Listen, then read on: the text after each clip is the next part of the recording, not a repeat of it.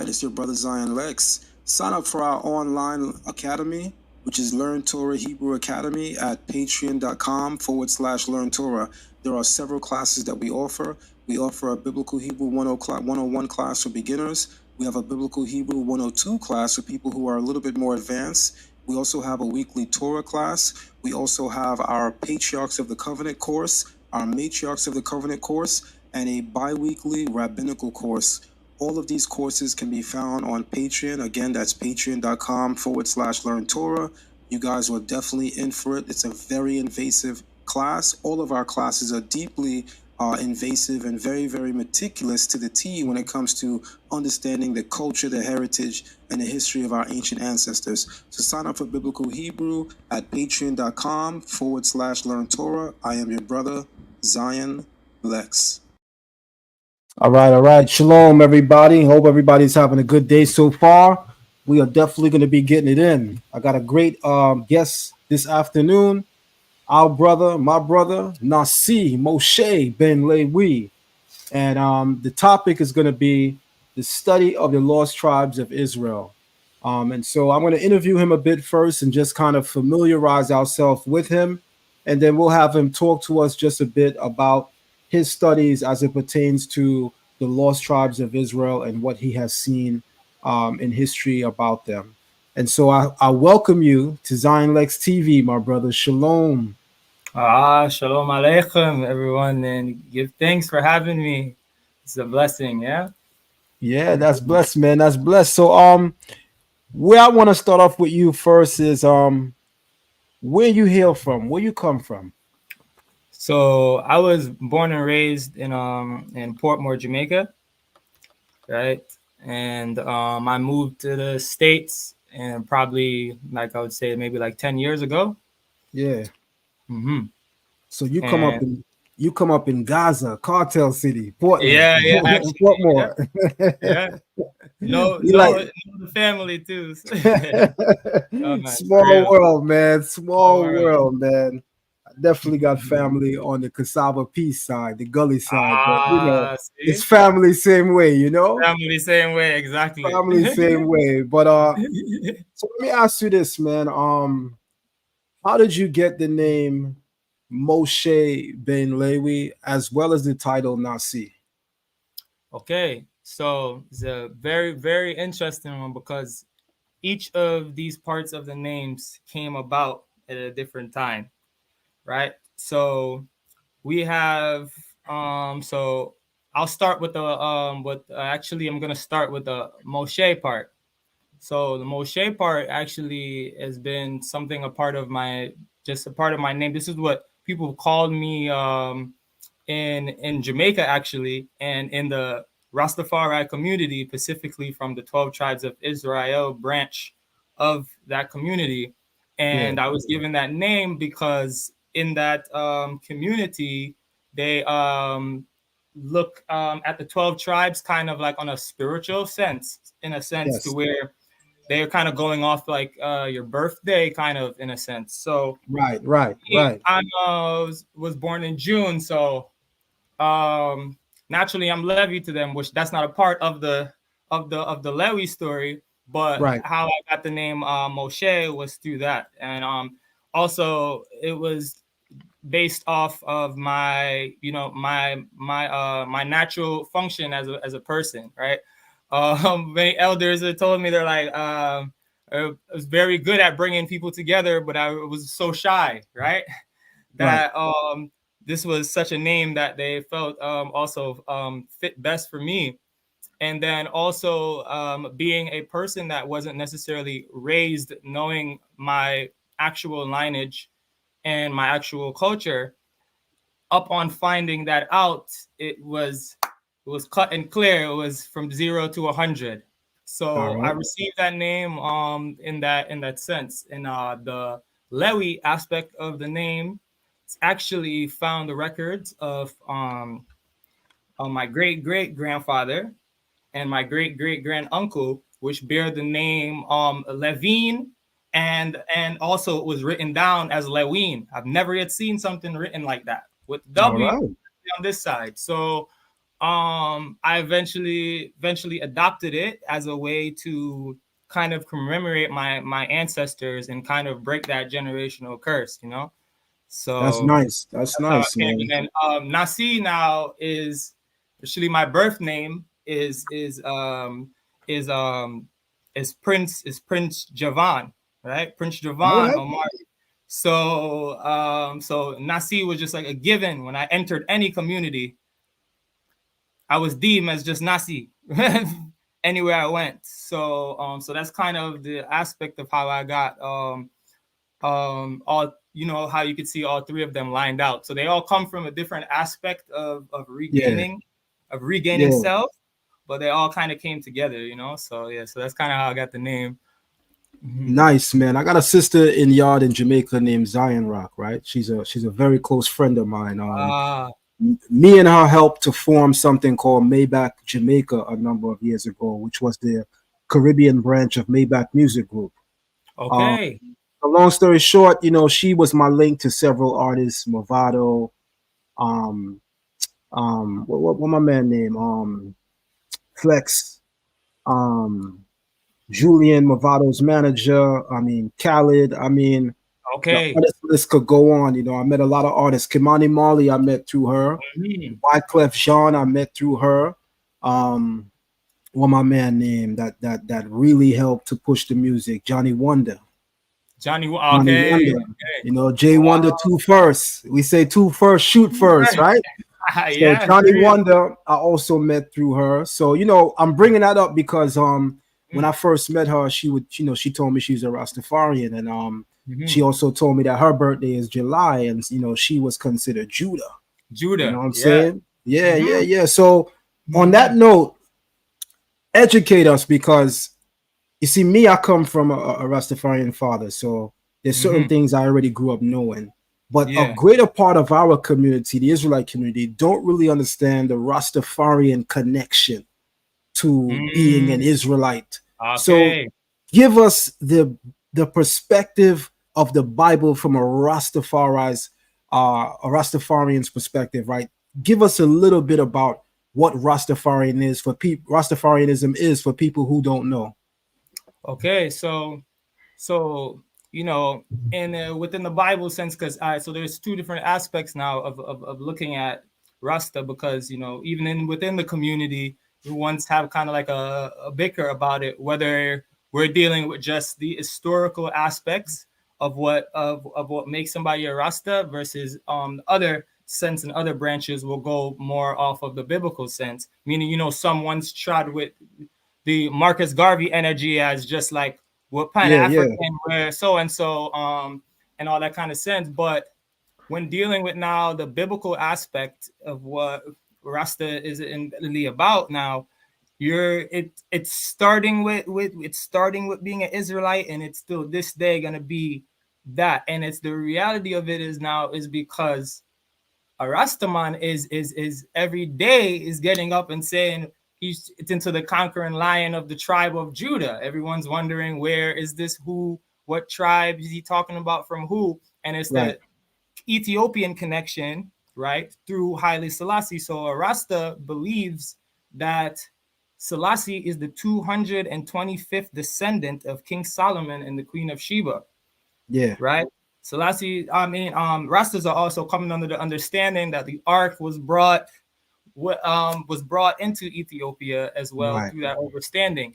So whether some Rastas view themselves spiritually or physically as an Israelite, they have that branch, because the ones that would say, Selassie is my father, so whatever Selassie is, one's them is, right? And at the same time, one's trotting with locks, and one's is asking, why, oh, Rasta have locks, or they have locks because of this.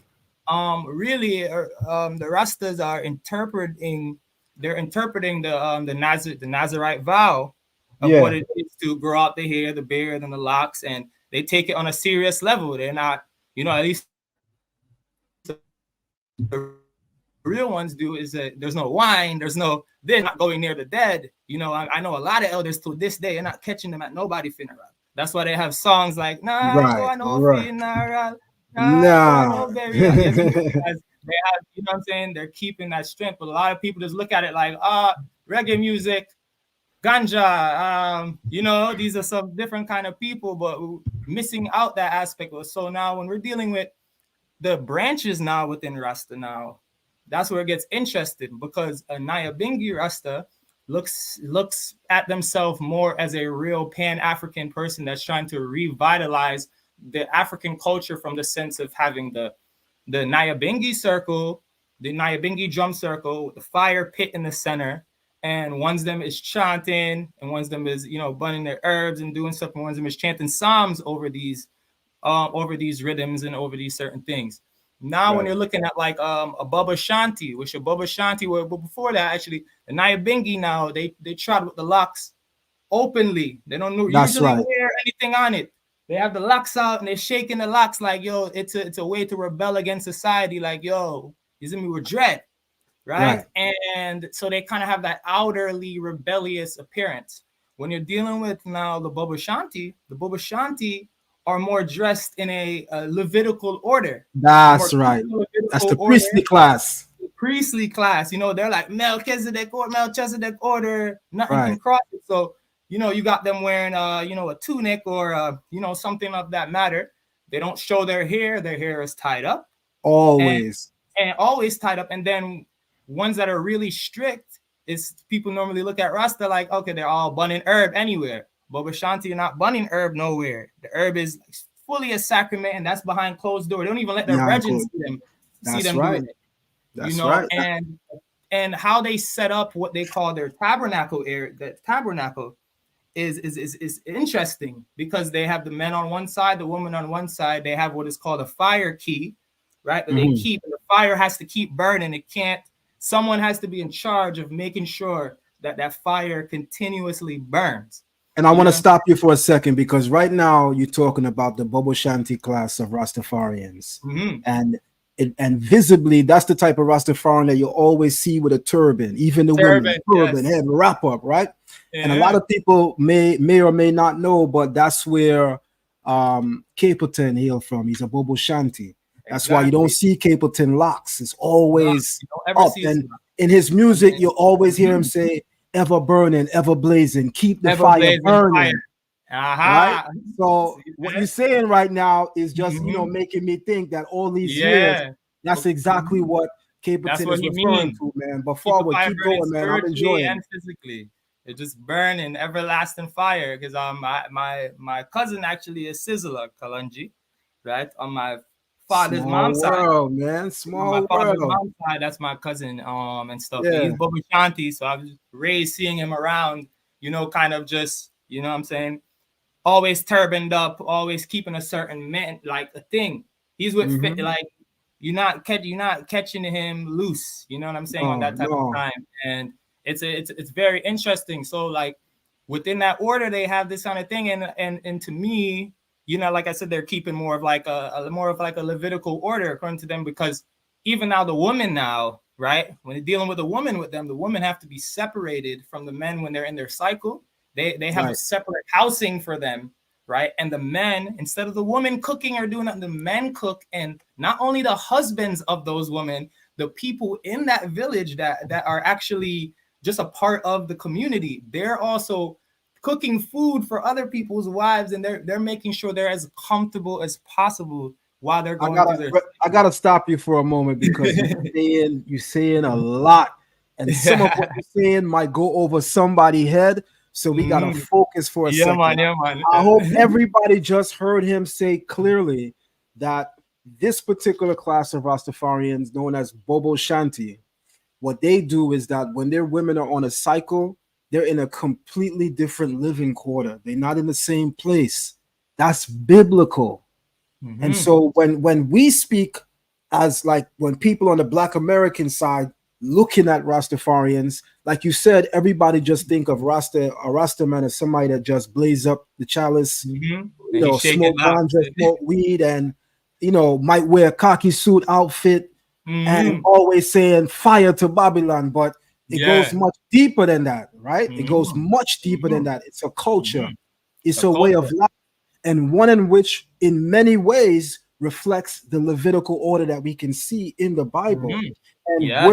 where a lot of people may differ is how Rastafarians view Ethiopia and how they view Emperor Haile Selassie. Yes, And so that may be the line that's drawn of the Mhm. major difference. But apart from that, many Rastafarians live truly biblical lives. So this is what I want to make sure that you highlight in this particular Mhm. segment. Speak Yes. towards those customs, those Mhm. ways that Rastafarians have that really emulate things that can be found in the Torah. Mm-hmm. So we would then have to talk about the eating habits, because it's All right. very much down the lines of how one's view like kosher eating, or based off the scripture how one's eat. There's no shellfish happening. There's no pork. There's none of those things. All Mm, those things are completely cut out, right? Prayer is happening as you rise. Specifically, since we're speaking of the Baba Shanti before, because I'm going to get into 12 tribe, and that's going to lead us into a vibe. So specifically with them, they're waking up. The drums are beat on all four corners. So they have the drum. mm, It's hung up. It's hit to represent the scattering of the Israelites on all four corners. mm, It is an awakening. It is like almost like a shofar to them. It's like once that mm. is hit on all four corners, it rise up. Everybody come to meet up in the courtyard, and you know what I'm saying. And then from there, once them start the reverence with the prayer, and how they Powerful do it, symbolism. it's like elders. So the one thing with them is the thing they go priest, king, and prophet spiritually. A priest, Right, king, and a right. prophet. And I Right. believe that's the So order. Yes. that's the order. So depending on who you are, you fit in those realms, and you then have to live your life in that way. And it's taken very seriously. You know what I'm saying? Youth's coming up young, like priests, they have to learn. And the thing is, it's not even like some regular thing. These kids are learning Psalms and everything word for word. Like by the time they reach anywhere near here, they know the whole Tehillim. You know what I'm saying? They know Mm, they can just out of nothing. You know mm. what I'm saying? Also, if you want to enter those quarters, you're not wearing no denim. You're not wearing material things that are low vibrational. You can't come in there with that. Woman, if you have the makeup on, that is gone before you enter. If your Gone. hair isn't tied up, your hair is tied up when you're entering this realm. If you come there in jeans as a woman, you're gonna need to put on some form of dress, and they'll go get you a dress to put on. You know what I'm saying? They'll make sure you have one of those. I see brother come in and he said, like, yes, Orthodox. Yeah, you can Yeah. think about it. They're very Orthodox when it comes down to that kind of a breakdown, right? And Mm. so now we'll move into 12 tribe now. So 12 tribe, you know what I'm saying? 12 tribe now comes under this kind of an overstanding to where the views are a little bit different now, because they're not just saying, oh, before I even leave Baba Shanti, I can't even know how I even forgot to bring this forward, right? The leader within Baba Shanti, Prince Emmanuel Charles, right? He's looked at as, you know what I'm saying, he's like the Melchizedek to them in the sense of holding a certain kind of an order. Right. He's also sat with government officials trying to work on repatriation. Not a lot of people even know that as Rasta. You know what I'm Right. saying? He wasn't just up in the mountains. Like he went and sat in the rooms with people trying to make things happen on that kind of a And, and front. and you know, my brother, I gotta say this because a lot of people are shy, especially men. You know, as men, we got egos. People shy to say they never heard a term before. You know, a Mm-hmm. lot of Rastaman speak about like repatriation, the Mm-hmm. return to the fatherland. So when you use them terms, make sure you're Okay. defining it Yeah. because people over here, a lot of them haven't heard terms like that. Haven't To be heard honest, that. yeah, So like how here everyone is like, all right. So I'm sure maybe some people in America, as we know of the Marcus Garvey and the movement, the Back to Africa movement, right? that's right. Everyone knows. So Baba Shanti is heavy on Marcus Garvey and Marcus Garvey's teachings. If you notice, Baba Shanti doesn't even hail up the normal Ethiopian flag.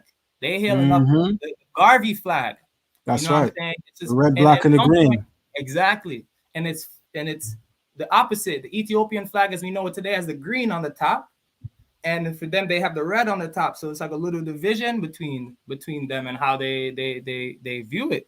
So when one say repatriation and you hear in reggae music, repatriation a must, it's like homeland. We need to go back to our homeland. You know what I'm saying? That's just what it is. So within the culture, outside of the biblical sense, it's like we need to regain back self, whatever that is, Mm. whatever culture we have lost before, we need to regain that. There was an elder by the name of Multimer Planner. We used to go back and Oh. forth to Ethiopia, Hmm. and he would get people that know Amharic, and Yeah. other languages of that sort. He would bring them into these communities and have the early Muslims learn the language. And he said, if we're ever Mm. going to re-emulate ourselves back with people on the land, we need to, you know what I'm saying, be living that life here in Jamaica, kind of. Right. So that's a big thing too, you know what I'm saying? Because it's like really they're working to restore this kind of energy. So now into the 12 tribe now aspect of the stuff. The 12 tribe is kind of like the 12 tribe, before I even get into them, since I just mentioned Ethiopia, 12 tribes were the first branch of Rasta to actually make this repatriation or this back to Africa thing. They Hmm. were the first ones to go into Ethiopia and establish what we know now as Shashamani in Shashamani Ethiopia. land. Right. The thing is, with that land, is controversial now because that land is not just given to Rasta, but Rasta's promoted like, it's just given to us. It was also given to Black Americans that were willing to go fight in the war That's in right. That's Ethiopia right. at that time. And anyone in the Caribbean, so it was the diaspora, All right. that's a lot Just for of the sake of context, I just want to jump in and just kind of Mhm. add something for everybody because as Haile Selassie becomes more acquainted with the Black experience here in America and the Caribbean experience, namely in the island of Jamaica, he sends envoys and ambassadors to get them galvanized towards coming to Ethiopia. And one of the things that he does is he allocates a space of land known as Shashamani land, and that Yeah. was given to people that would come back, repatriate, but also fight and be involved on behalf of upholding Ethiopia. And so Hmm. one of the people on this end that actually took him up on it, and was one of the first people to go, is Rabbi Ford. So Rabbi Ford went there and even Boom. raised children, and he adopted children from Ethiopia. He brought back a son whose name is Rabbi Hailu Paris, who's a Mhm. who's a natural born Ethiopian from his father repatriating on the orders of Haile Selassie. So this Selassie. history runs Okay, deep so this is and a has to be told.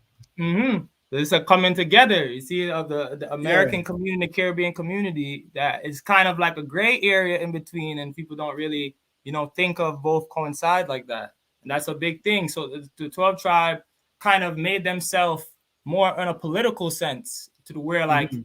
they dressed up in like more suits, more things of that kind of a thing because they were trying to go talk to people in higher places to establish certain business, certain opportunities, and stuff like that. But then within the 12 tribe belief, as you know, in the name, it says 12 tribes. So each person based off, like we mentioned at first, each person based off their birthday, you know what I'm saying, when the stars align, they're giving a tribe. And when you come into the 12 tribes headquarters, you're the embodiment of that tribe, meaning that your functions and your duties within that movement have to function as if, you know what I'm You saying, was that right. you was Right. from that tribe, Right. right? So if ones go in there, like with Levi, if you go in there, you would be there to function as such, right? Right. A big key thing with the 12 tribe order is that it is, I'm sure some have maybe heard it in a song or two. It's a chapter a day. You know what I'm That's right. saying? They're a That's chapter a right. day. They don't miss a chapter a day. You wake up, they're reading a chapter a day, So and so on and so forth. And a lot of the reggae artists that we know of today actually hail from the 12 tribe because the starter of the 12 tribe, who he is known as Prophet Gad, and he also did music as well and stuff like that. So that's why we see a lot of the great reggae artists we have today actually come out of that branch. So was Bob Mm. Marley, right? Mhm. Dennis Brown, you know what That's I'm right. saying? Even the new heads today that maybe some people watching would know, Chronics and the Chronic. Proteges and the, you know what I'm saying, and those kind of people within the movement all hail from that, out of that grouping, So we have there's branches, and then there's smaller branches, but these are the main branches that create and build Rasta. So to say the Rasta movement is very much a Israelite overstanding, but specifically connecting it to Ethiopia and Haile Selassie All specifically. right. All Mm-hmm. right, and I could respect that because again, I came up around it. So Mm-hmm. as I've said a couple of times on my live stream, the very first time I heard the name Judah wasn't from somebody reading the Bible. That was the name of my father's best friend, who was also a Rastafarian, here in Flatbush, New York, Vanderveer to be specific. And so, coming up in this area and seeing how Rastafarians moved, that was the first time I heard of the 12 tribes of Israel.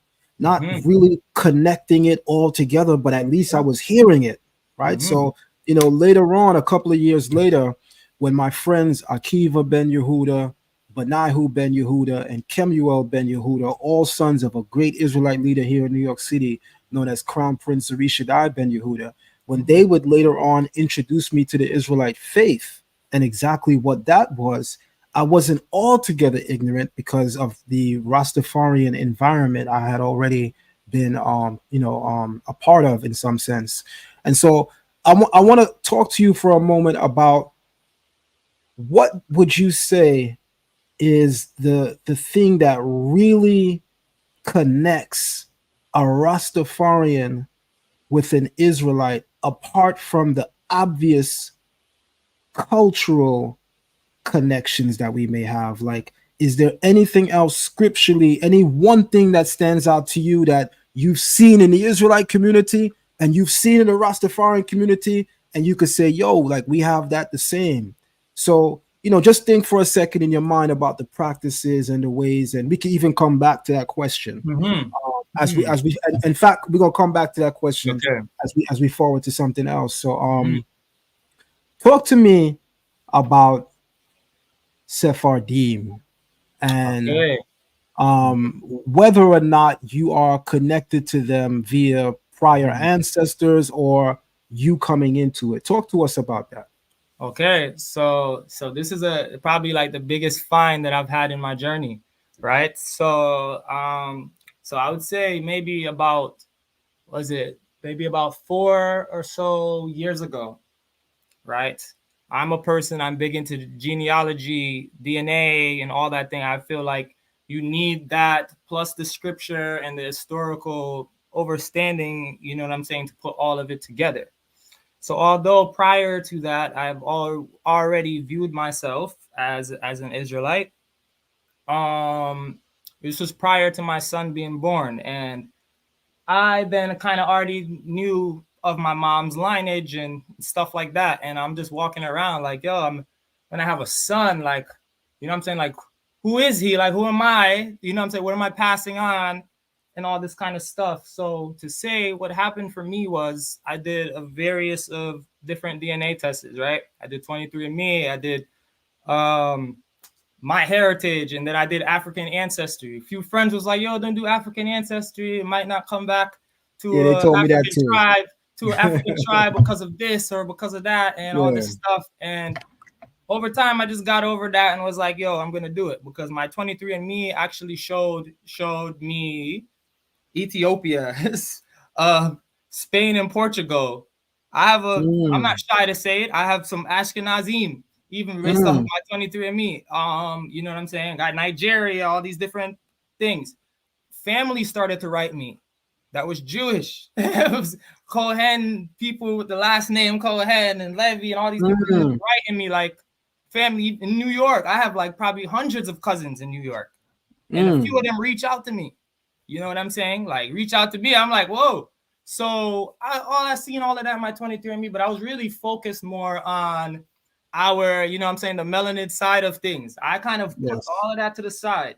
It wasn't until upon having my son that I reopened that kind of a lane within the studies, right? And what ended up happening now was I did the African ancestry, and they can't find no African tribe for me, right? For Mm, for that side of the family, right? They gave me Spain. I'm like, oh no, this is bad.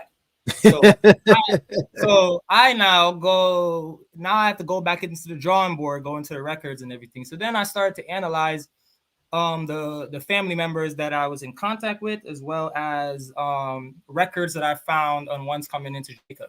The main thing I found was everyone that I was related to, first, second cousins that I found through these DNA tests, coming through my paternal line, none of them hailed with their last name that I had, and they were like, "Wait, how are we from the same thing and your last name different from us?" So I came up on a whole bunch of De Souzas and a whole bunch of Levis, and all coming Mm. from my paternal line. And I'm confused like what this is.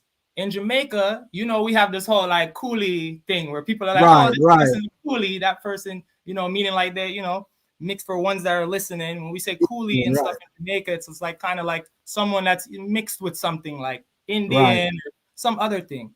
right. Growing up, my grandfather always told me this. He said, "Look, our ancestors are from near the land of Assyria, wherever that is. He don't know where that is on the map. You know what I'm saying? He said, we're from over there. Don't let anybody tell you nothing else. We're from over there." At some point through my life, I thought this might be a self-hating black guy, right? He's like, "Oh, I don't want to be from Africa. I want to be from somewhere else." This is when I was younger, so I didn't really understand how he was going Right, into right. his thing. Right. So upon coming up on these findings, now, I reach out to him and I'm like, okay, I found a whole bunch of cousins. They're related to us directly through our paternal lineage. They're not hailing with the same name. They're not doing what. He then begins to tell me that his great grandfather changed the name for business purposes. And if we know in Jamaica now, a lot of people did that if they were hailing from different countries to get work, because Right, right, when the Spanish was there, and then from there, the expulsion of the Sephardic Jews now are coming right. into the island. When the Spanish left and the British is coming in, we had to emulate, as Sephardic people had to emulate in with the British when they came in.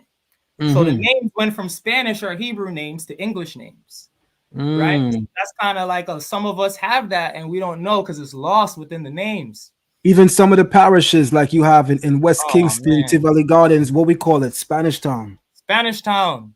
We have El Spain Town. Salvador. We have Yeah, Ocho Rios, 8 Rivers. We have, yeah. so it's a lot of these things that I didn't know, that I didn't necessarily notice about. All right, we have Jamaica. We have a place called, like, what is it? Is it Devon House, right? It's this big old place people go to eat Mm-hmm. ice cream today, which used to be a synagogue, right?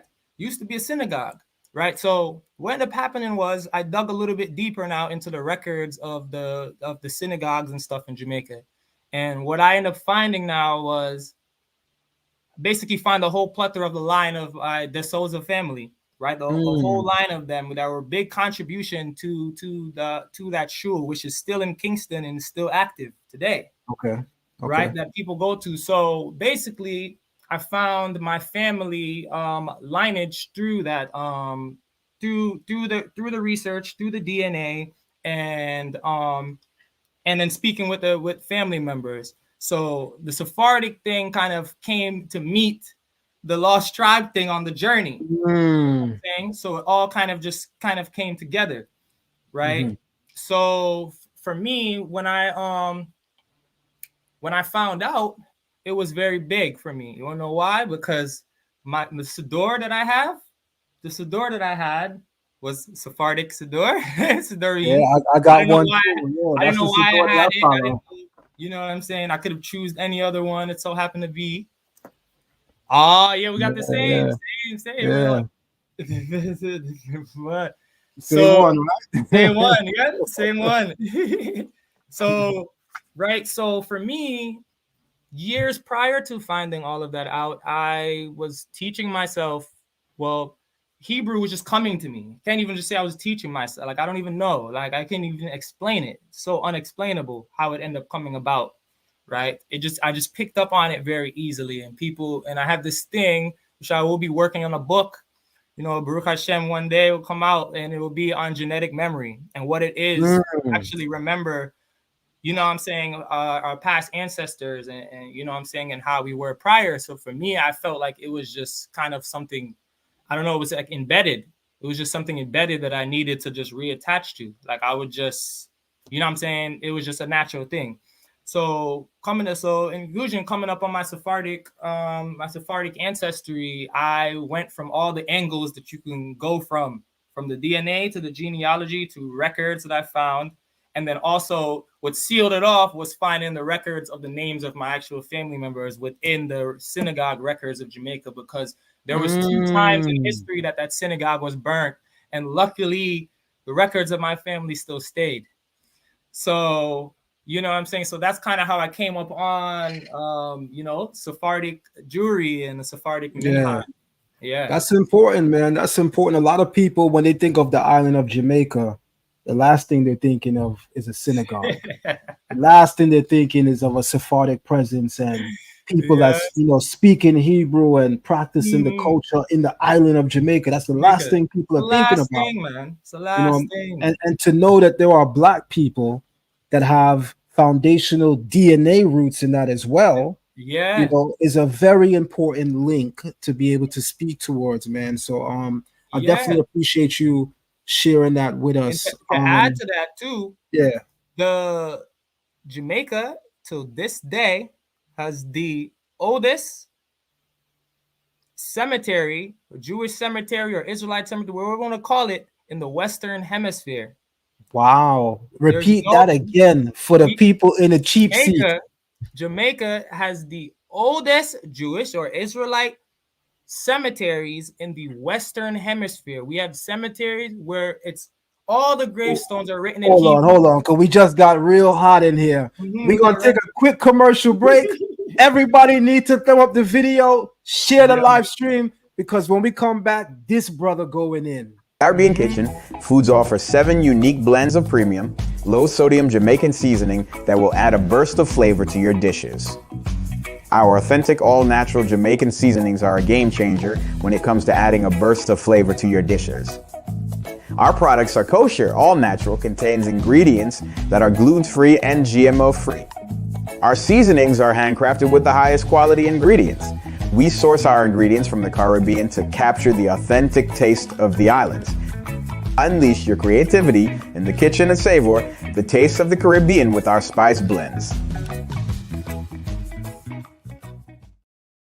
All right, the man say liquid means rewind, the gunshot means forward. You requested it, so we rewind. Bring it back. Oh, you mean, man? Yo, so to back to what I was saying, yo, there's approximately 14 different cemeteries around Jamaica.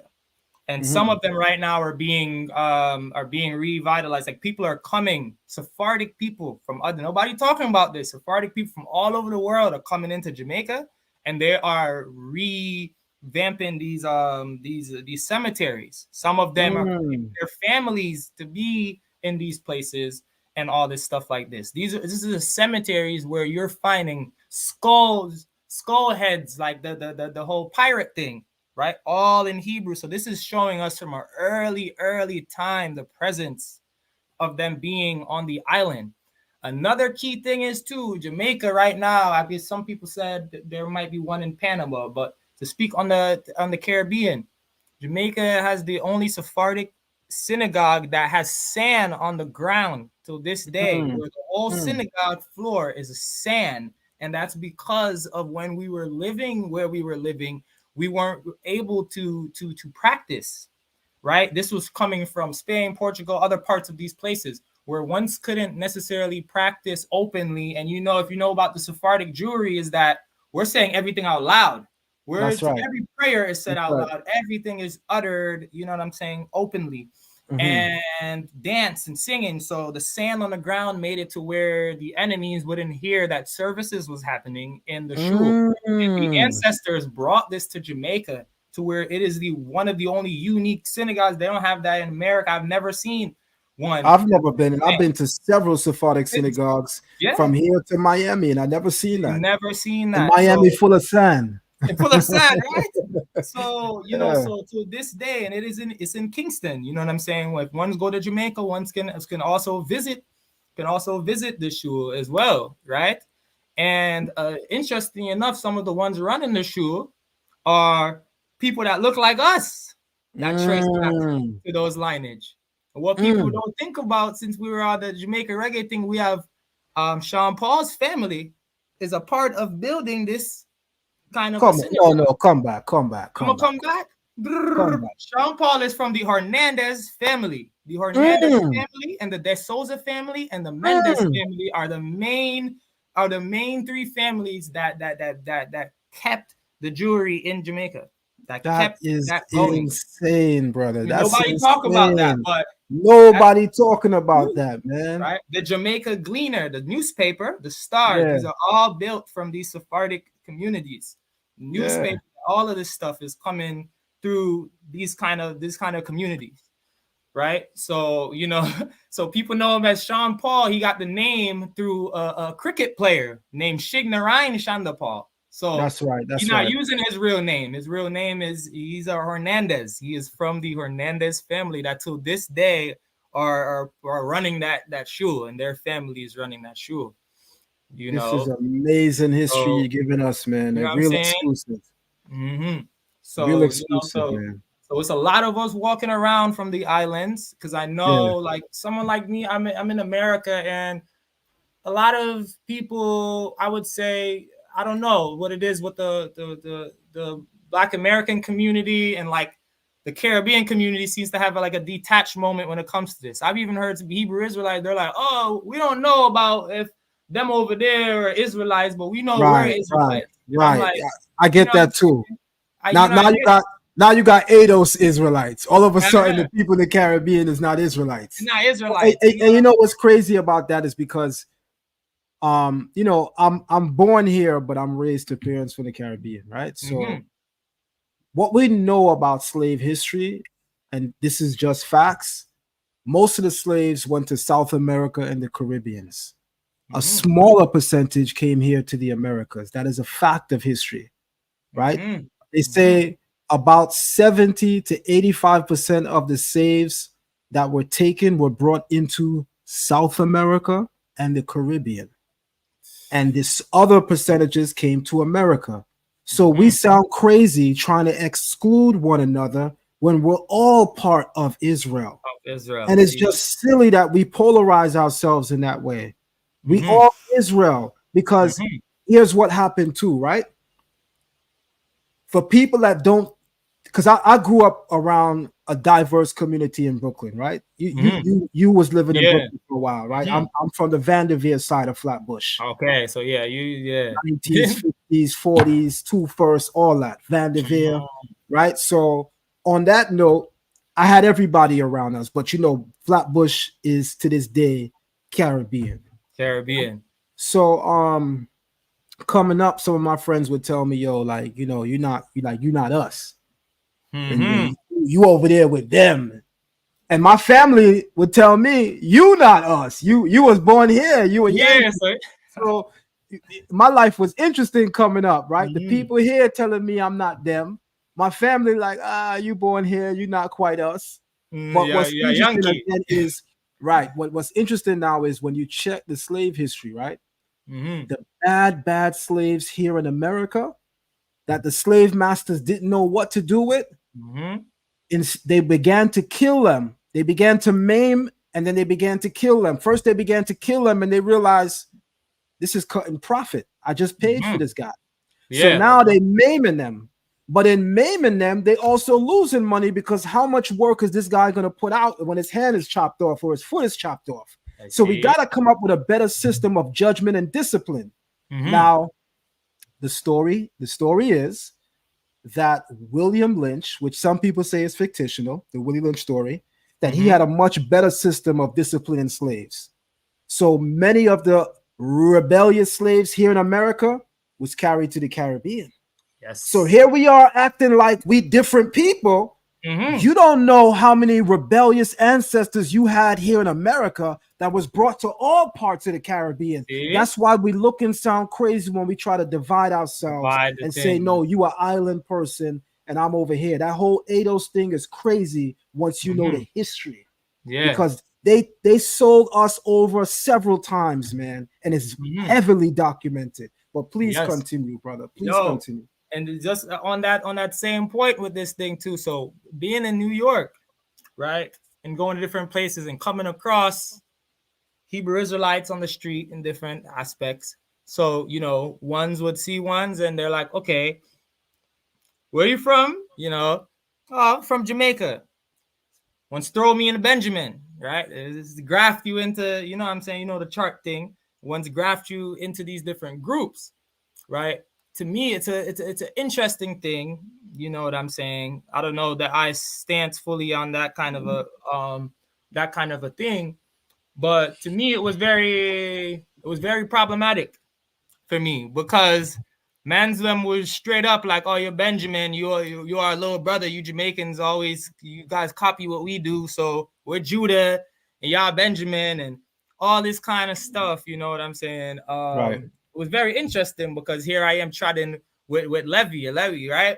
And Right. and man's them on the street is like, yo, you're Benjamin just because you were born on this island. And I'm like, yo, that's not That gonna don't work. make sense. That don't make I know sense who I because am. It's not gonna work. think about how the slave trade happened, right? They would catch parts of people's family. Like people think the way slavery worked was that they knocked on doors and took the whole family one by one, and everybody went on the same boat. Listen, some people they got tallied up away. everybody. Yeah, like your mother could have got caught on Monday by slave raiders, right? And your father and your brother didn't get caught for months later. But guess what? They were sent on boats going in different directions. That's why we silly. And I don't like talking about the 12 tribes chart, but I'm gonna talk about it now. Too, that's why the whole 12 tribes chart thing is kind of silly when you really check the history because none of us went to the same places, even as being the same family. Families were divided. The mother was sent to Trinidad, the father was sent to Georgia, the children were sent to the Virgin Islands, and your aunts and uncles was in Brazil.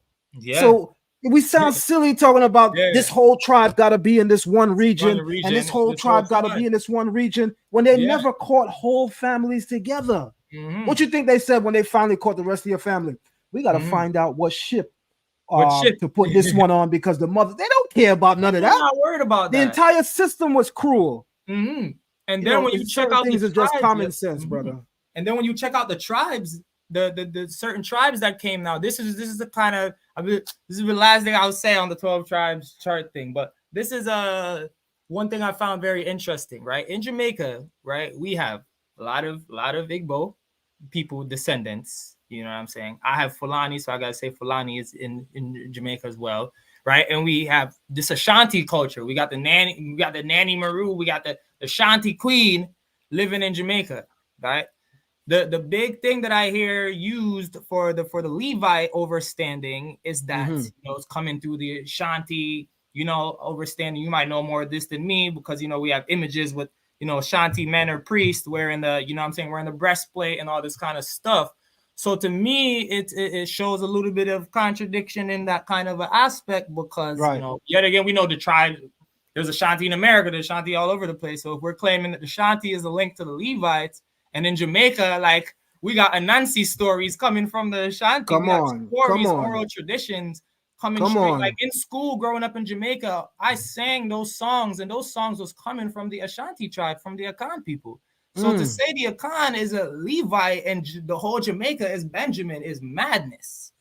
So madness, but that's all I don't. Madness. But we're gonna forward and kind of move up. And what I want to ask you next now is let's get a little technical. Let's talk about practices, right? So how long have you been practicing Sephardic customs?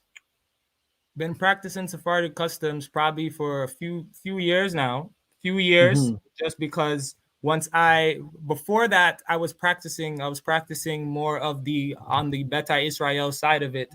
Of my first Sidorim I have, which I still have to this day, it's Sephardic, but at the same time it's in half Amharic and half Hebrew. So within coming out of certain understandings, because I've figured out my mom's side of a lineage prior to figuring out other side of my family. So when I found out I had the Ethiopian link and all that stuff running through that side, I was just like, this is the route I'm going to take in my practice, right? So I would link with people from that side, and I would try my best to kind of connect connect with that overstanding, mainly to the point that at some point I actually spoke to actual a lot of people within that community in Israel as well as in Ethiopia to this day that were willing to have me connect. They were willing to have me connect to them on that way. So I got the prayer book that they told me to get. They said, "Oh, get this Sidorim. We read this." So I was studying Amharic at that time, and as well as studying Hebrew, and I was putting both of them together, kind of meshing them together, right? And today I still do a function of both. So the Sephardic aspect fully of it came about really when I found undeniably proof of myself being as such. I emulated myself into that Right. and how I avoided, but it did trial of Judaism we call Hymenot. You kind of went into that first, and then the Sephardic, because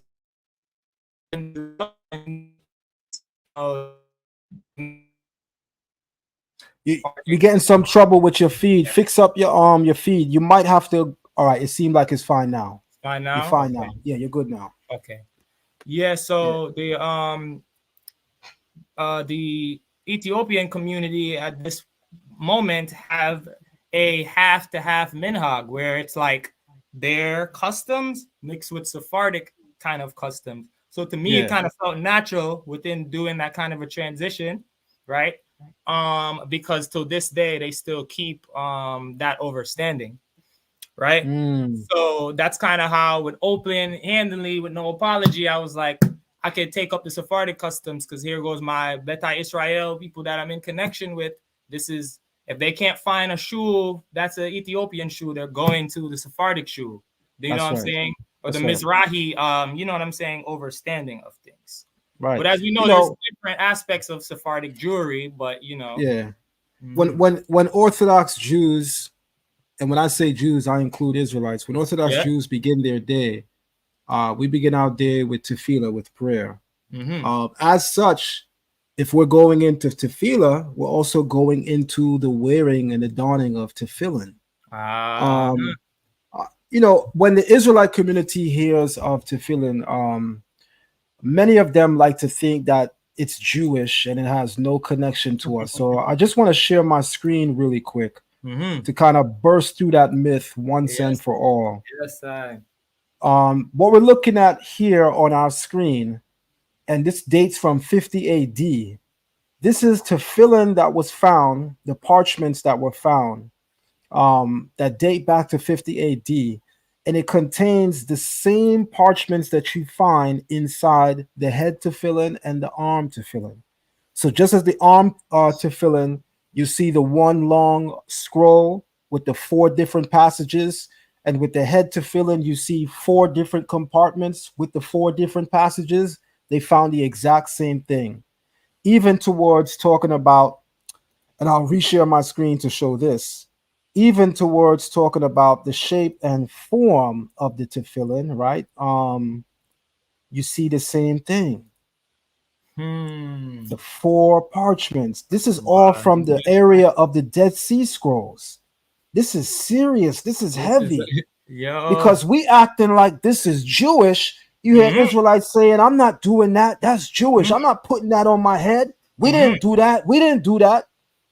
This is in 50 AD. Ain't no Jewish people around. But clearly our ancestors were wearing it. Clearly our ancestors were wearing it. So I just want to jump really quick and ask you to bless us with the honor, because I reached out to you and asked you earlier to do something special for our community. A lot of people haven't seen the wrapping of tefillin, and a lot of people have never seen the wrapping of tefillin from our people. Could you do us the honor of wrapping your tefillin live on this live stream and going into any bracha that you would like to? The floor is yours, my brother. Okay. All right. In the meantime, I'm going to ask everybody to really thumb up the video and support this live stream. The brother's going to give us a live demonstration of how it looks to actually wrap your tefillin. This is powerful. You don't get to see this. This is from our community. This is from our people. And this is something that our ancestors did. We got to support live streams like this, guys. Thumb up the video and share the live stream. This is heavy, man. Come on. We lit. This is the what is considered the yad tefillin for the arm, right? So customarily we put it on the arm first. All right. So I'm gonna unravel it. Let me try to get my camera down. Take your time. Take your time. Take your time. We got a couple of treats for you guys on this live stream, man. In the meantime, I'll ask everybody, thumb up the video and share the live stream. I'll also say, guys, it takes your support in the form of donations to make things like this possible. Donate. Show your support. You could donate live on the live stream so that everybody could see by pinning a comment with your donation. You can donate via Cash App at $ Zion Lex or at PayPal zionlex@gmail.com. But by all means, we should all be supporting as much as we can. There's no support that's too little. There's no support that's too great. It's completely on you. Floor is yours, Aki. Okay.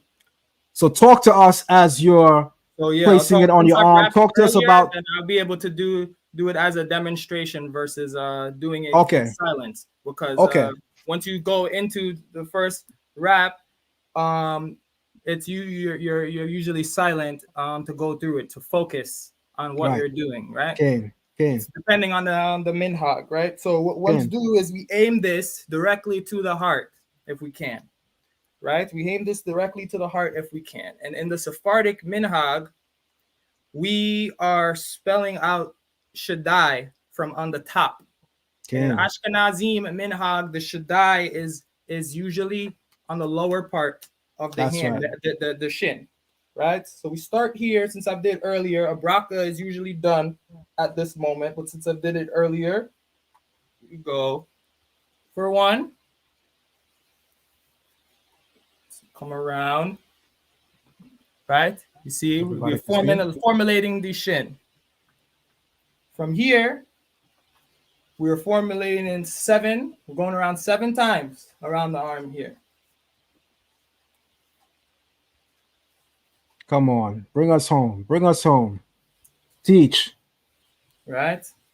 Let's go. Okay. So what we do is the excess we leave here, because before we fully complete the lower aspect of the arm, right, we have to put the rosh on. In Sephardic minhag, we do not do an extra bracha for the rosh, because we have already in meditation of both of them when doing it from here. That's right. Okay, so now this is the rosh, right?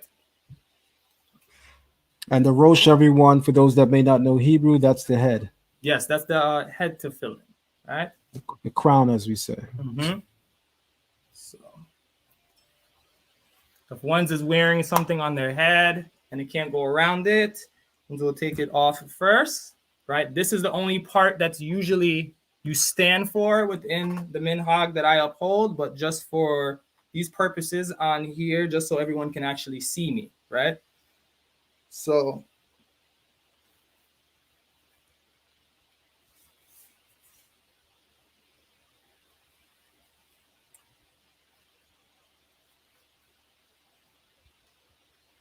what you want to do is you want to make it centered, right? A lot of tefillin come with actually a mirror inside of the that's the right. shell, right? That's right. A mirror inside of the shell, so you can see it connected right between, as we know, if we don't know what the scripture says, right? It's between the eyes, right? So we try to as much, and what we don't do is have it go past the hairline. And if you don't necessarily have a hairline, you imagine where the hairline once was. There you go. There you go. And if I could add this, it's become so sophisticated today. There's apps. So there are Yes. apps online through either Android or through iPhone that if you place your phone here, it would actually find and locate where you're supposed to put it. Mm-hmm. But please do Correct. continue. Exactly. Yeah. So now this is when now you can complete the arm, right? The hand. Mm-hmm. So like I said in Sephardic custom, since we have already made the shin here, we don't keep that. There's also a shin on the head to fill in, right? There's also a Mm-hmm. shin that's there behind the strap at the back of the head strap. It is formulating that dalit, That's right? It's right. formulating that dalit, and down on the inside of the arm right here is also formulating a yud, right? That's right. So so in the minihag that I keep, we're going around the middle finger 3 times, Mm-hmm. right? Okay. Some start at the bottom, the top. I usually go to the top of my finger first, around. Then I go to the bottom, and then I make my way back to the center, right? Excellent. That's right. Coming That's around right. here,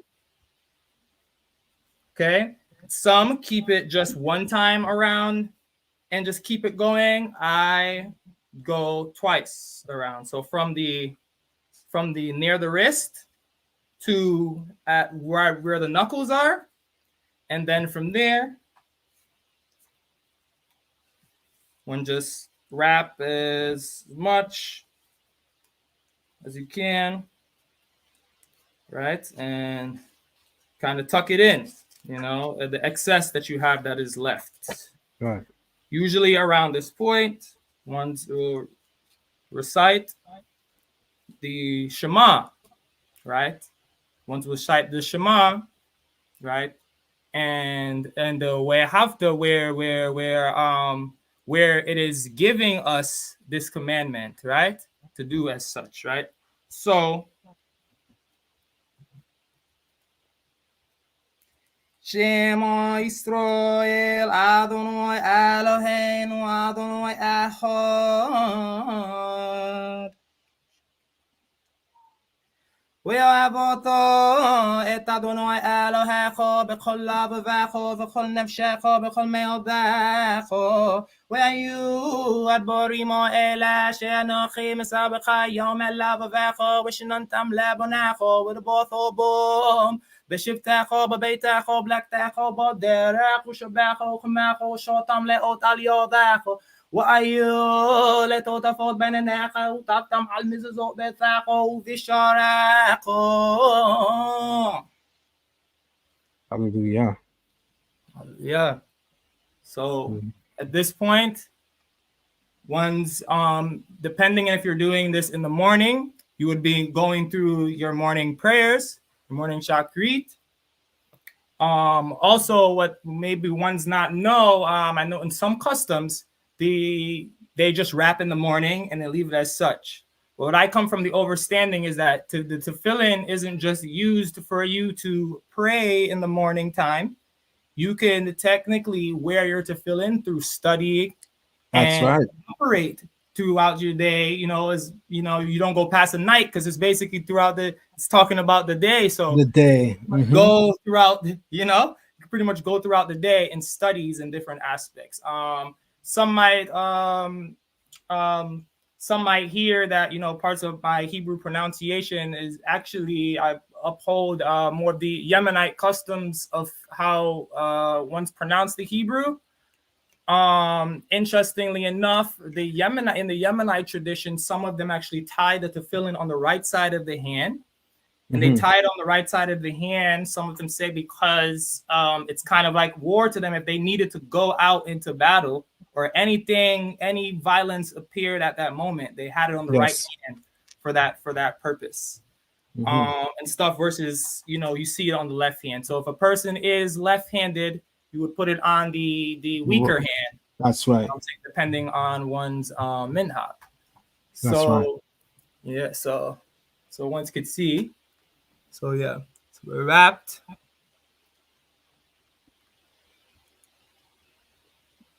This is so powerful because I could tell you that from our community, we don't have this online. This happens behind closed doors. And it just dawned on me that we do live in a society that has advanced technology. So why don't we have a presentation live for people to be able to see? Because our people are hungry, not just for the knowledge, but they're hungry for the practice. So you just gave them a lot of food. And I Um, thank you. I thank um, you for helping to serve the community, man, because to do what you just did takes a lot of courage. Because for us, people who are deeply entranced in our faith towards mhm, Hashem, yeah. we take this very seriously. And Hmm. most people would not wrap tefillin for a live stream. Yes. But you just did that because you Mhm. know the power and impact it would have towards the advancement of our community. So, Yes. on behalf of the community, I thank you dearly. Thank you very Um, much, Aki. Yes, I give thanks to be able to share any piece of light that I could share within our community, and you know what I'm saying. And we have to lead by example, and if the ones could see these practices happen to more people like us. You go online right now, you type in "rap into fill-in," you're not seeing us. You know That's what I'm right. saying? You're not seeing us. You're not seeing our understanding of how it is, and you know what I'm saying. And it is a big thing because early out in my run-ins, I didn't view the tefillin as it's a European Jew thing. I just knew that these are the only guys you see doing it. These are the only That's guys you right. see wearing it in those fashions, and it's been big because a few weeks ago, a week ago, when I wore it and I posted it, I was very surprised by some of the people that actually like wrote me and commented based on the thing. I had some people there's people behind the closed doors that really want to get their hands on a pair to fill in, and whether it is financially or whether some people have also told me that they try to get to fill in from these various organizations, and ones are like, oh, you're not a Jew or you're not Jewish, we can't sell this to you and all kind of things. So upon one's actually getting out of that pride and saying I'm aware to fill in, and they're no longer thinking about it being this European Jew thing, right? They're like, yeah, this is for me, and then they finally go to purchase it, and the person they're purchasing it from is like, no, you're not a Yehudi. Like we can't give this to you. You know what I'm saying? In that kind of a sense. And I just feel like it's more of us in the community should be rapping to feeling it as our great teacher right here just showed us, right? This has been out from before that the Jewish aspect of Jewry. So if we are saying that we are from the actual ancient biblical Israelites, then this indeed is something that we should be doing. That's a fact. Right? That's a This should be fact. a part of our day-to-day livity. This That's should be right. a part of that. Yeah. That's right. Let's talk about now the symbolism behind tefillin, and I'll start the conversation off Mhm. by just talking about some of the meanings behind its symbolism and maybe even the allegory. Mhm. Um, the Creator says in the book of Devarim, in the book of Deuteronomy 6, verses 4 through 9, he literally says, "You shall bind them on your hands." Right? The Hebrew root word is kashar with a kof, and that literally means to tie it around your hand. So again, the very language that's being used in Ivrit in Hebrew is extremely descriptive because it's actually telling you how you're supposed to wear it. It should be something that is being tied around one's hand. We say, and you shall bind it upon your hand, and you should that they may be as frontlets between your eyes. And some Mhm. people think, oh, that means I could just wear a Hebrew bracelet with some like maybe the Shema around it, and I fulfilled Mhm. it. No, Seen a few. you need to actually do those windings on your hand in the way in which it is said. Mhm. Now, when we talk about the hand tefillin and the wrapping of it 7 times, there's also some Kabbalistic implications, Yes, go into it. right? Because we talk about the seven Sefirot from Chesed to Malchut, and how each one reflects a different day of the week, and how each one reflects a different mechanism or way in which the will of the Creator is filtered down in this world in order to make, shape, mold, and allow things to happen in a way that they do. And so the number seven is not haphazard, coincidental. It is deeply meaningful. It represents the seven Sefirot from Chesed to Malchut. I mean, we could go very deep in that lane, but I'm aware of the audience, so we're not going to go too deep. But you understand, and Yes, many who are listening can also understand. And to him who has an ear, let him hear. Um, when we talk about the hand, your hand represents your work, your action, right? So when we bind our arm with the hand to tefillin, with the words of the Shema inside of it, what we are literally saying is that we are duty bound every day, are in servitude towards the Most High, that everything that we do in this world will always be towards His glory. And that is something, as it were, that we have our heart invested in. Hence why the arm tefillin should always be aligned with one's heart, right? And we know in the language of Torah, your heart is also symbolic of your mind as well as your soul, right? The head tefillin, and Chazal, the sages of the oral tradition, they say when you put on the head tefillin, yes, it should be slightly above the hairline, but it should really be at the soft spot of a baby's head. So when a newborn is born, there's always a very soft spot because the skull isn't fully formed yet. It should be placed on that spot that there's no skull covering for yet. And what the sages say that alludes to is that when a baby is born, they're still so much connected to the spiritual realm, to the extent that the cranium, the skull, hasn't even fully formed yet. And so we place it at this particular spot and region because we are opening the recesses of our mind to accept the blessings of Hashem. And so our head represents not only that, but as well as binah, understanding, chokmah, wisdom, right? So what we're saying with the head tefillin is that in order to perform God's service, we must first have understanding of God's service. And when the two come in concert together, then we are able to fully perform and function within the service of praising the Almighty God. So, from your own words, tell us about the symbolism of the hand tefillin and the head tefillin and what it means for you and the community that you come from. So what it means to me is pretty much down the lines of what you were going to, because within this Sephardic community, we go about things on a very Kabbalistic level. You know what I'm saying? So even within wrapping the arm, one's even sometimes say a verse from the Torah that makes it so each wrap, you are actually, you know, as you wrap it, you are actually, at the same time. So it's really showing like exactly what you said. It's really that that higher overstanding. I know in some communities people usually say, you know, we have the, like we said, we have the Torah in our hearts, and one say like we are, you know, we are this vessel and this embodiment, right? And as the head tefillin, it is like an antenna to it's an antenna to the source. It's to gain overstanding, and it's like kind of like a charge.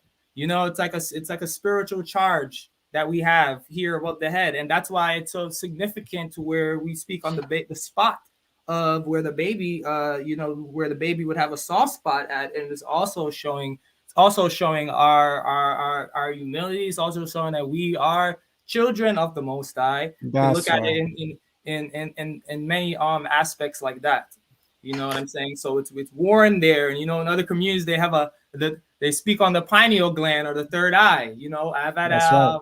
when I've spoke to me in that level, and it is to represent that. So for people that might be watching that know of those other understandings, I'm saying it is that significant. This is an intent. When I put this on, I don't even know how to explain it, but when I put this on, you know what I'm saying? You feel like you're ready to you feel like you're ready to gain the most. And the thing is, we are servants of the Most High. One say we're moving as the army. So one say this is our armor.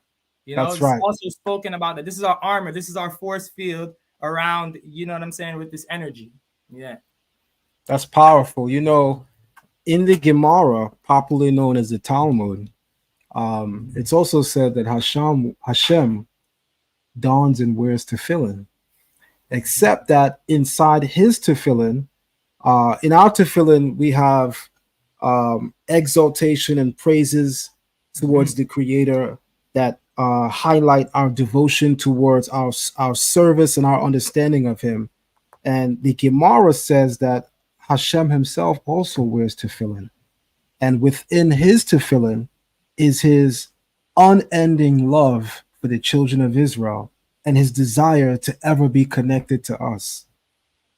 And that's a very powerful thing. I remember the first time reading that in the Gemara and then going through various passages that connect to that in the Torah. That did a lot for me. In fact, that's one of the things that I'm going to be teaching on this week at our academy, Learn Torah Hebrew Academy, which is the symbolism of tefillin and what it's symbolic of as per what the oral tradition has to say. And then we're going to finish up and highlight that discussion by going into Chazal's teachings that even Hashem wears tefillin and what exactly is inside of his tefillin and what that has to say about his relationship to Israel and his desire to always see us do well. It's a powerful thing, man.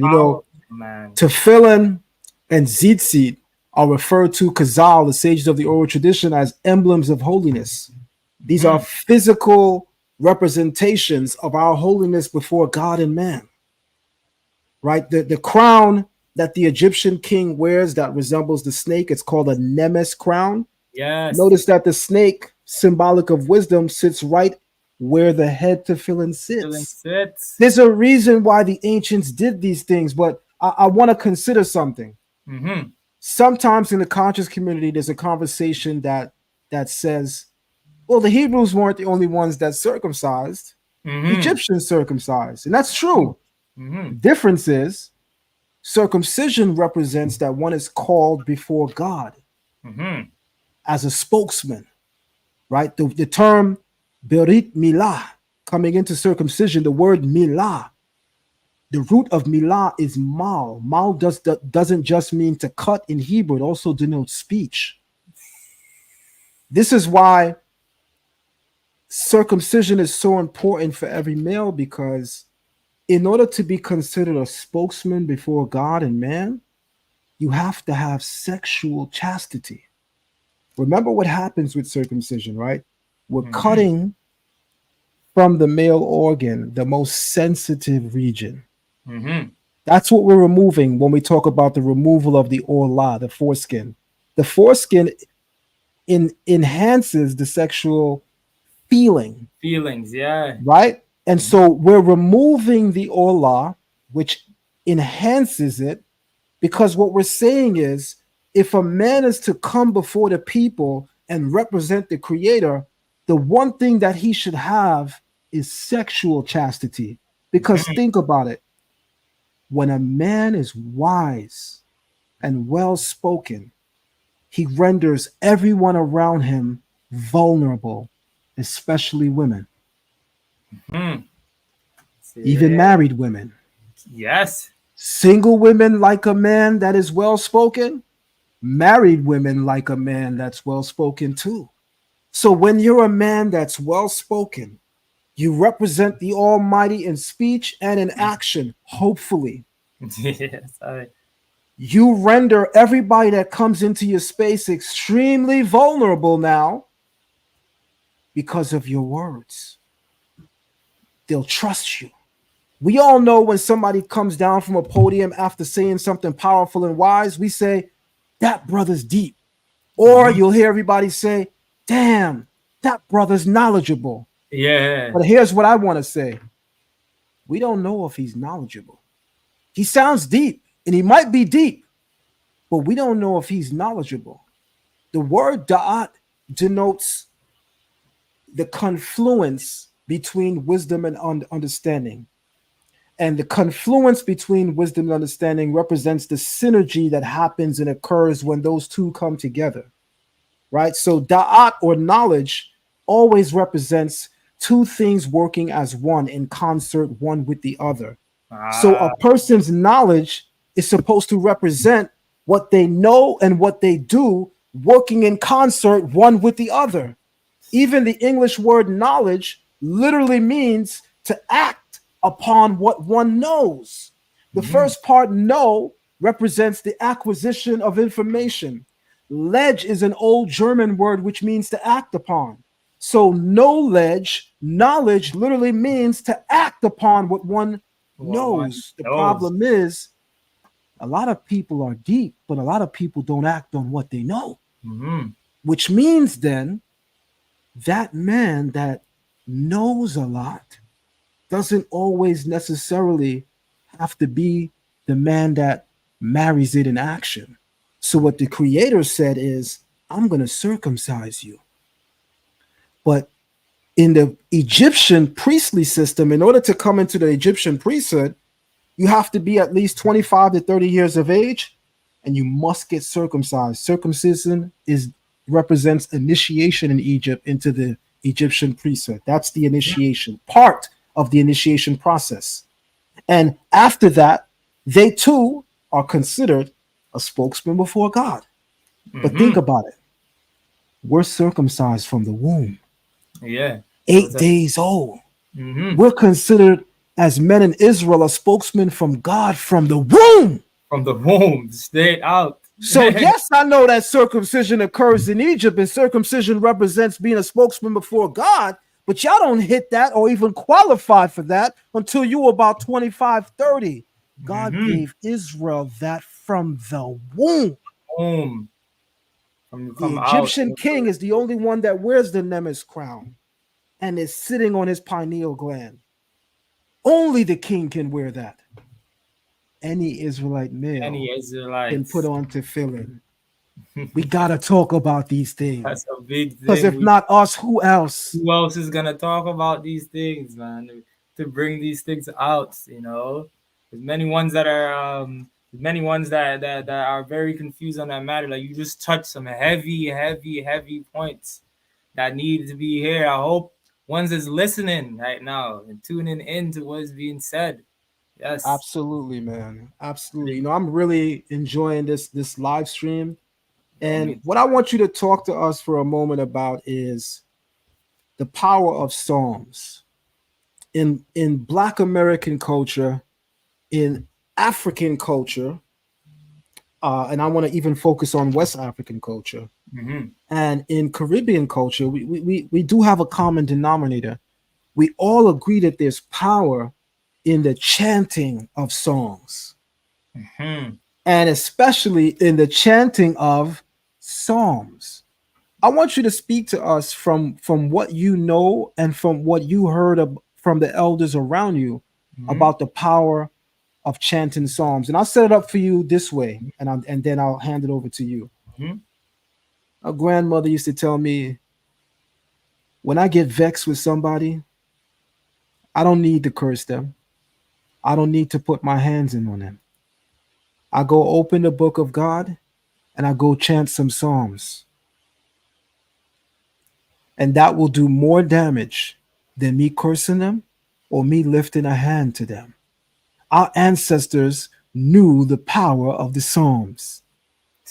They understood it, like how we say in the Caribbean, as science. What hmm people are calling obia and Yes. magic, we say in the Caribbean, that's science. hmm Talk to us Yo. about the science of the Psalms. So yes, I have a similar thing like that within my family where it's like with anything is the Psalms was used for pretty much anything that once could come about. And in those traditions, like if you know about like the what they call it, the revivalist movements, and where Yeah. where ones had drums and they were chanting and doing psalms within certain aspects of these traditions is where is one's look at the Psalms as like this is a it's like a superpower almost.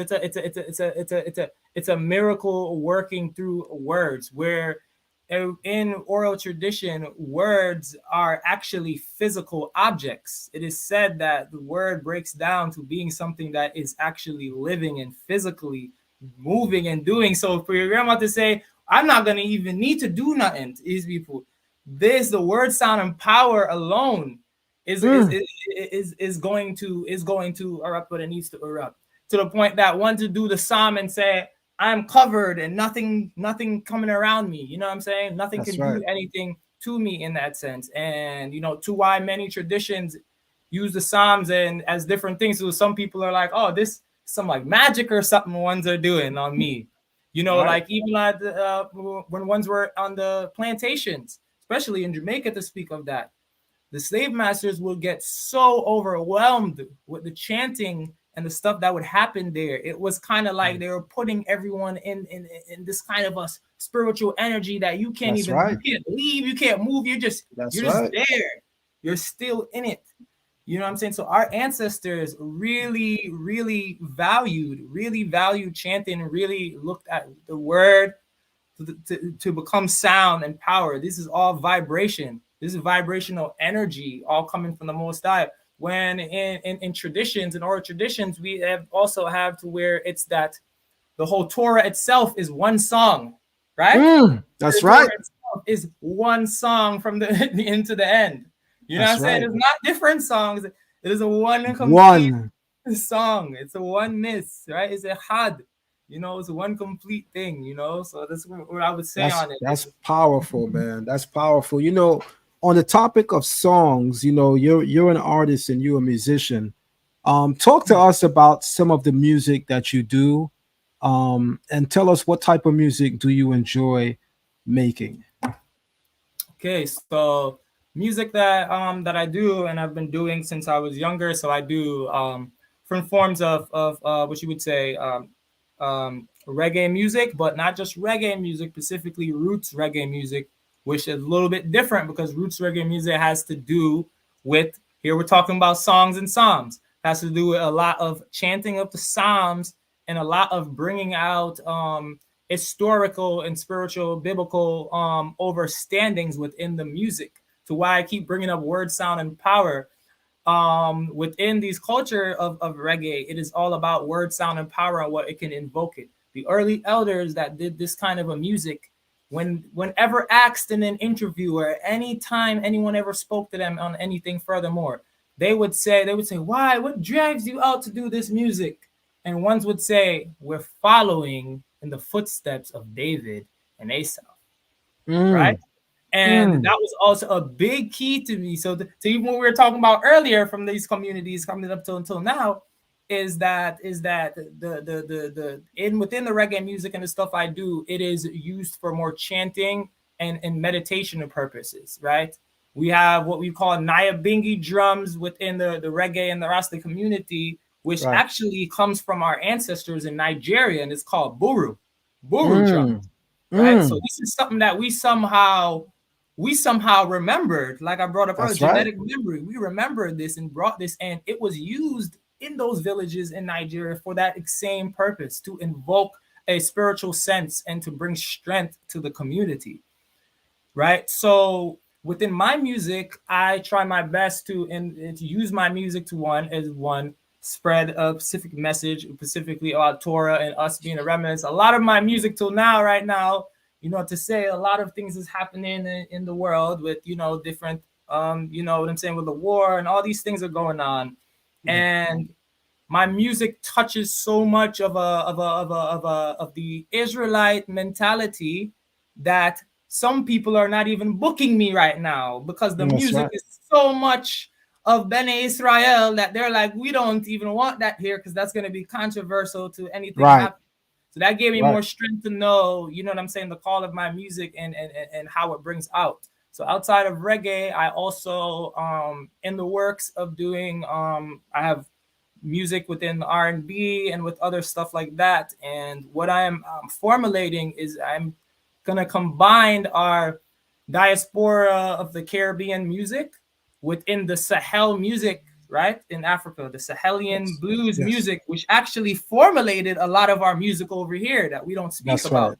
Our That's right. very ancestors prior to the banjo, we created these specific instruments, which the right, which one of them is called the jelly goni, right, the jelly goni. This was either someone from the priestly clan or someone from the from clans that specifically focus on keeping the oral traditions and the history of the people. And they would go around with these instruments and go play in different villages to actually teach the people their history. And if something happened throughout history, or something even happened a week or two ago, there's already the song being made on it, and people would come into these villages and basically teach the people and bring everybody together through these kind of songs and messages. Ironically, you know what I'm saying, we see that carried on over where we're at, to where the message is in the music, right? So they would come and play. I actually have one of those instruments, because it is the grandfather of the guitar, of the banjo, of No, all. I was going to ask you, because you spoke about the drums earlier. You even spoke about drums used among Rastafarians. Mhm. Sometimes you hear music, the kete drum, right? Yeah. These are things we read about in the Torah, right? We hear about Miriam picking up her drums, Hmm. right? The book of Psalms, Psalms 150 to be exact, speaks about the players of instruments and the stringed The instruments string and the drums. instruments, So singers, talk and to us players of also instruments about will what be type of there. instruments you play. Talk to us So also I about play. some of the instruments. Okay, so I do play. I have a kete. I do play kete. I Mhm. also play the calabash, right? Play Explain the for us, because yeah, um again, I'm familiar with the roots, but when some mhm. people hear kete, they're not Yeah, they're like, connecting it what with is that? yeah, Okay. yeah, And it might get confusing, because in Ghana, there's a drum called kete, but it's not the same as we right, use for kete today. So within the form of playing that kind of music, there's three different drums that go into that way, right? One of them is the bass, is like more looks like a bass drum, and it sits on hmm something. And this drum is in Jamaica, at least, we're calling this drum the Pope Smasher, meaning that when this is played, it is smashing oppression, right? Through sound, right? Because of the heavy vibration that it has around it. And then the other drum that is used is called a funde. This drum is basically a drum that keeps the rhythm. It is the foundation of, they call it the foundation rhythm, which keeps everything balanced. And right. now when we're dealing with the kete is the drum that talks. The kete is Mm, the drum that's speaking to the people through the language of the drum now, right? Meaning that the person that's eligible to play that kete is someone that is of learned, not just in instruments, but learned within the knowledge, you know, to play such a thing, right? So so other than the drums now, I play guitar. I can play some keyboard and some bass and stuff like that. So in all, I play drums and string instruments, right? And my main instrument is my voice, that's right? powerful. Mm-hmm. Not to put you on the spot, man, but Mm-hmm. this is Zion Lex TV, man. And I'm gonna ask, if you don't mind, man. I'm gonna ask for exclusive. Would you mind giving us a little show, a little display of what you can do with your guitar? Oh yeah, yeah, yeah. I'll be unwrap. So we'll just Take reason your for a time. Take moment. your time. We're gonna have a commercial break. When we come back, we're gonna hear from our brother. I'm gonna ask that everybody please thumb up the video and share the live stream. We've had some amazing live streams lately, but I'm gonna say this has been my favorite so far yet. I'm thoroughly enjoying this live stream that we're on right now. And we'll have a word from our sponsors and we'll be right back. kitchen food, where the spices dance. Girl, come jerky curry, give your dishes a chance. Oh, seasoning so vibrant, like the tropical breeze. Oh, for the finest flavors, it's a culinary tease. Oh, savor the sunshine in every single bite. Caribbean kitchen food, more flavors are just right. With every pinch and sprinkle, the journey will begin to the islands of delight. Oh, oh, oh, oh. The way to whoever wrote those Hebrew writings was smarter than anybody we have ever met in our life. Why you say that? Because when I'm studying the writing, and they have what's called they have idioms. They have idioms, family. They have metaphors. They have epithets. Epithets is like, say, El is the God. So you'd have El Elyon. El Elyon would be probably, no, that's not a good example. But just different names of that same God would be an epithet of that God. They have epithets. They have idioms. Who does that if you're not intelligent?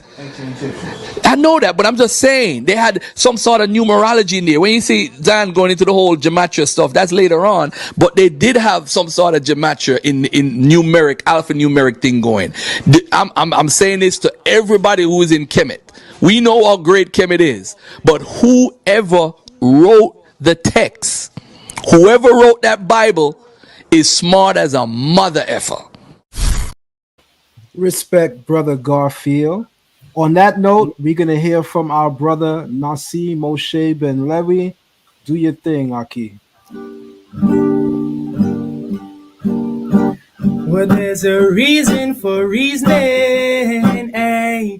Words can be healing. Oh, people get away with treason. Oh, yeah. Say, what do you believe in? Them can't take I fee claffy. Cause no time I see always join the wrong passy. Cause in a scheme I be a shatty. Especially when I'm man thief and another one catty. Hey, I say but some of them batty. Cause them no one the fetch just the meat from the patty. Them a eat Elizabeth and bone out till I see but a fireman place behind them, oh dread, oh yeah. But there's a reason for reasoning, ay. Words can be healing, ay. Oh, people get away with treason, oh yeah. Say, what do you believe in? Say, Waka was a waka, a machine gun carrier. Him never fear drink a keep back and fight your shot. Some of you them rather not. Waka just a waka in the night, so him just dressing a black, so them can see him not the light, but in a street fight. When you look, you see him outside, cause him no build on the ends, him just a drive out in a Benz. Him say, good boy a yard. When you see them, nah no friends. Well, there's a reason for reasoning, ay. Words can be healing, ay. Oh, people change like the season, oh yeah. Say, what do you believe in, ay? They stole all my history, ay. And now it's a mystery. It's not what it seems to be, it's beyond the eyes can see. They stole all our history, and now it's a mystery.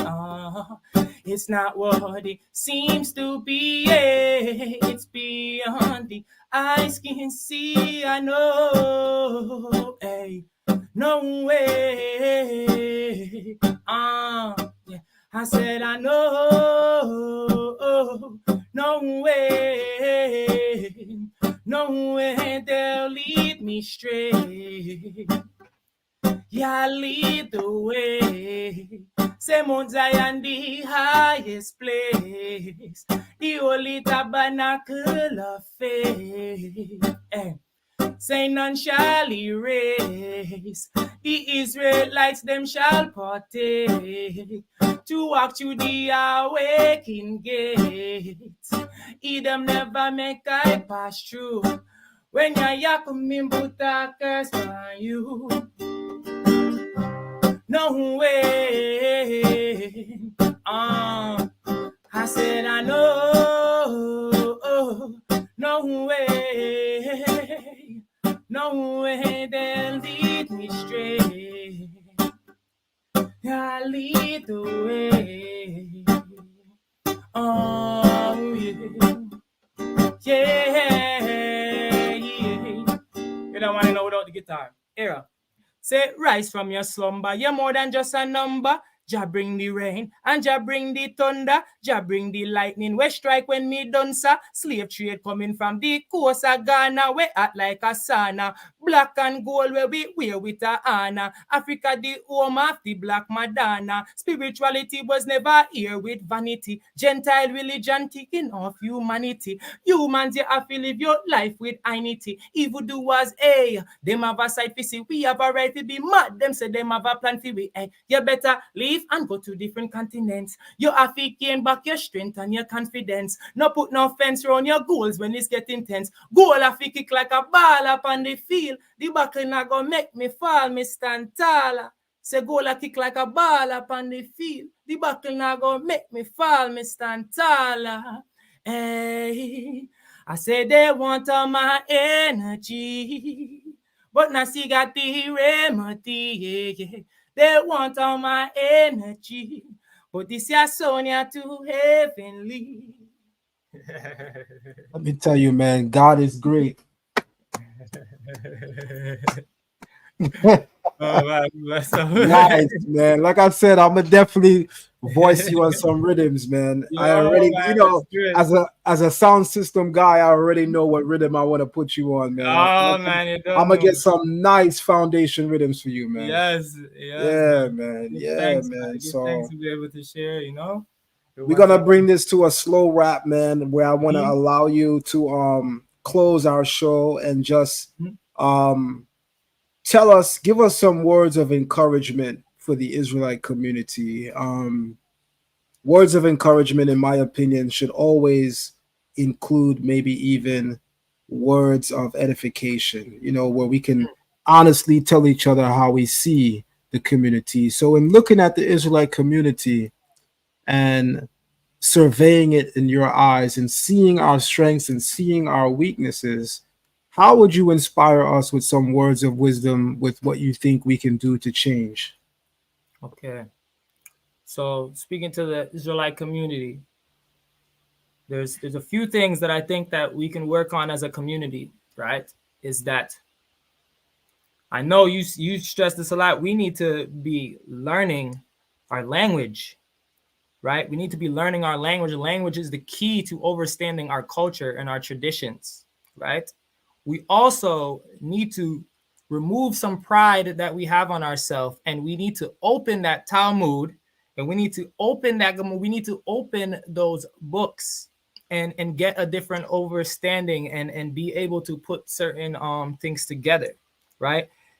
Right? We are a vast community, right? Wide. We have Israelites all over the place right now. And really, really what we need to be doing is unifying, right? Less camps, less of the bickering and the debates, and more overstanding and more learning and studying each other. If we want to say, oh, the Jewish man stole this from me, and that's our tradition and our what? You know what the Jewish man is doing? Week to week, they're meeting up and they are studying Torah together. That's You know right. what I'm saying? They're meeting up, they're studying Torah together, right? They're helping ones with the language. So I feel like we need to be able to help each other develop just as much as we see those other communities help each other develop and rise up. If we're a piece of this pie, we have to come together to be one and oneness and ahad. And as a Jamaican, this is one thing we always say: one love, right? One love and one heart, right? Within the Hebrew, ahad is 13. Within love, ahava is 13. Within the Creator's name, it's 26. We need one love between us in Come order to on. the love of the Creator. There's no Come other love. on. We can't unite. There, none of that is happening.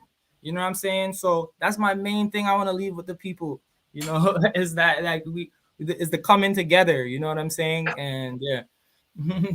I want to tell you right now, my brother, you are the next great thing to happen in this community. We That's do have some people that are silently growing among us that many haven't seen yet, mm-hmm. and you are such a person, man. I put a heavy cosign on you. Oh Your man. name, Moshe Ben Lewi, is exemplary of who you are, and your title, Nasi, you embody it and you live in it. And anytime you want this platform, it's yours. I invite you to come back as many times as you possibly can, very, very soon. And if there's anything that you're promoting, lastly, please let us know where we can find you Mm-hmm. on social media. How can people contact you through email? And what's your social media handle? Okay. So on social media on main all platforms, Nasi Moshe, Lewi on most of platforms online. For musical purposes, you can look me up at Prince Nagasi for musical purposes. I have a YouTube channel, small. You know what I'm saying? Also bearing this exact name. So this exact name, ones can find me online as Nasi Moshe Alevi or Nasi Moshe Ben Alevi. All right, all right. Now, I know that you're a humble person, and I'm sure you didn't have it on your mind to do so.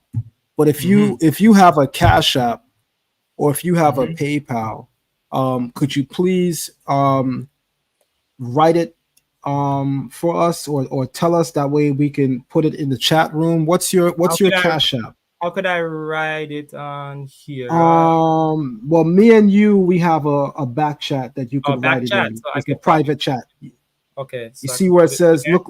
look on the actual StreamYard, and you should look to the Okay. right. You see it, the private chat? Yeah. Okay, I see it Write it right in there. I'll copy and paste it, and I'll put it in the comment section, here. Okay. Let's see. because I would love for the people to help to support you in your endeavors and what you're trying to do, man. That was Yeah. a super blessing now. What a way to close the show, man. Yeah, this was an amazing show. I'm sure a lot of people are going to go back to watch it in full. Those of you who caught it late, y'all missed a lot. The brother was going in. He'll definitely be back, but I'm gonna definitely tell y'all lost a lot. You missed a lot. I'm gonna take his Cash App handle and I'm gonna put it in the chat room. And I'm gonna ask that everyone show your love and show your support for our brother by sending the brother a donation. Send the brother a donation. Show your love. The brother took his time away from family, away from his livelihood, to make himself available to share his expertise, to share his experience towards the edification and growth of our community. And at the least we could do, the 5, 10, 15, 20, 50, or $100 that we would have spent at Starbucks, the mall, we could definitely shoot our brother something. So please, everyone, show your love and show your support to our brother. On that note, last words is yours, and we close out. I want to say to everyone is this was a great reason. I feel like we just had a reasoning with a community, and I feel like continue we should continue in building as a community besides our differences, right? Whether you are rabbinical or you are keeping a certain July tradition, we should all be able to come together as one, and we should all be able to learn from each other. We're all reflections of ones and ones, and the unification of the people is like this is the only way for us to grow, is us to come as one and to move as one. Hmm. That's a So that's what I fact, want to man. leave with the people. That's Bless. a fact. That's a fact. And on that note, thank you for being my guest of honor, and we will certainly be having you back soon. Enjoy your Mm-hmm. day, and we will link up, because the uh, next thing is a nice dub plate session. I mean, let's go, man. All right. Take care. All right, brother. Oh man, blessing love, All blessing right. love. Thanks for Blessed love. having me. All right. All right. It's your brother Zion Lex. Sign up for our online academy, which is Learn Torah Hebrew Academy at patreon.com/Learn Torah. There are several classes that we offer. We offer a Biblical Hebrew 101 class for beginners. We have a Biblical Hebrew 102 class for people who are a little bit more advanced. We also have a weekly Torah class. We also have our Patriarchs of the Covenant course, our Matriarchs of the Covenant course, and a bi-weekly rabbinical course. All of these courses can be found on Patreon. Again, that's patreon.com/learn Torah. You guys were definitely in for it. It's a very invasive class. All of our classes are deeply invasive and very, very meticulous to the T when it comes to understanding the culture, the heritage, and the history of our ancient ancestors. So sign up for Biblical Hebrew at patreon.com/learn Torah. I am your brother, Zion Lex.